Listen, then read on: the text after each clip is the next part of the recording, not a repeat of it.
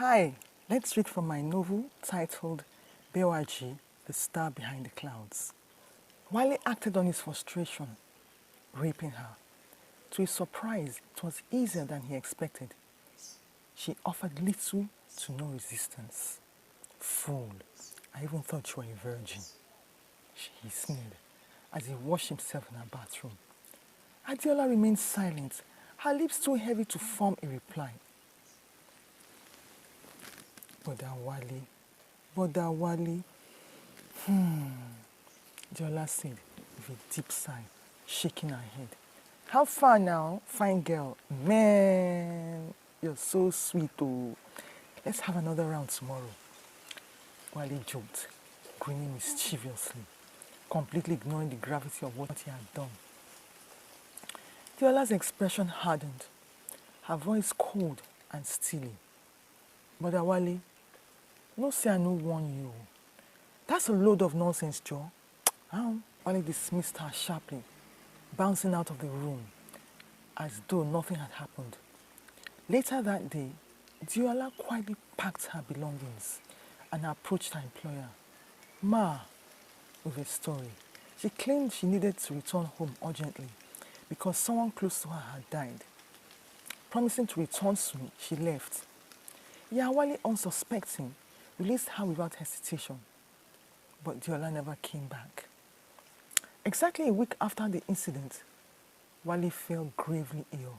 At first, the family assumed it was malaria or typhoid and administered treatments.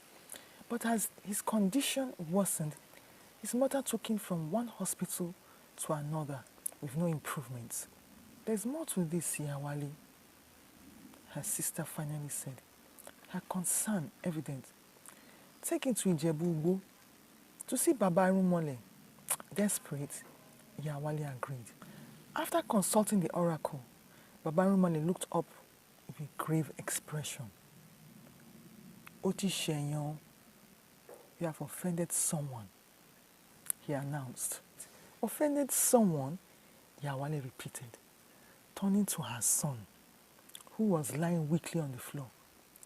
Wale, ta lo ṣẹ̀? Who did you offend? She pressed, leaning closer to him. Nobody, Mommy, Wale muttered weakly, shaking his head slightly. See the person here, Baba Rumane said, pointing to the calabash beside him. Yabeke leaned forward slightly, straining to peer into the calabash, hoping to recognize the person and unleash a torrent of curses upon them. Oh, Leri! Ojú ayé la fi ń wò. You cannot see it. I see through the fourth eye. Baba Romani explained with a sardonic smile. The person is a young woman. She looks sad, or perhaps angry, he added, trying to paint a clearer picture.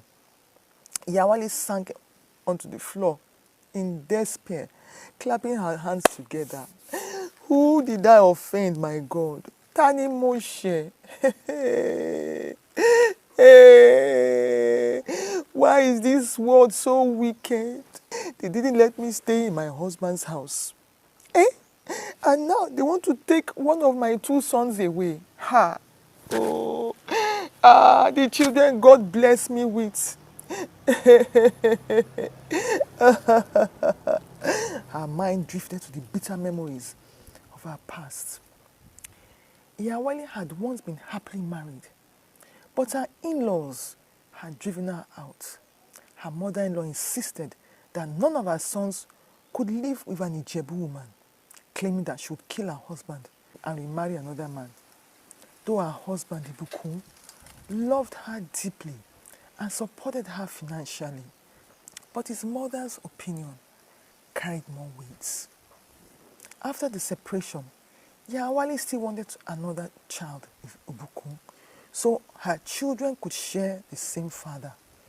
When she told him, he agreed, and they had another son, Toby.